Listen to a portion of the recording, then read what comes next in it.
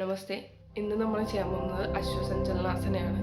അത് ചെയ്യുമ്പോൾ നമ്മുടെ അബ്ഡോമിനൽസ് ടോൺ ചെയ്യാനും പിന്നെ നമ്മുടെ ബാക്ക് കാല് പിന്നെ നമ്മുടെ മുട്ട് ഇതൊക്കെ നമുക്ക് കുറച്ച് സ്ട്രെങ്തൻ ചെയ്യാനൊക്കെ ഇത് ഹെൽപ്പ് ചെയ്യും. പിന്നെ മുട്ടിന് ഇഞ്ചുറീസ് ഉള്ളവർ ഇത് ചെയ്യാതിരിക്കുക.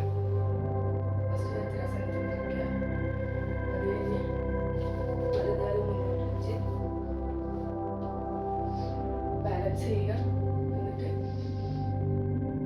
ഓപ്പൺ ചെയ്യുക, ഹോൾഡ് ചെയ്യുക, ബ്രീത്ത് ഔട്ട്. എന്നിട്ട്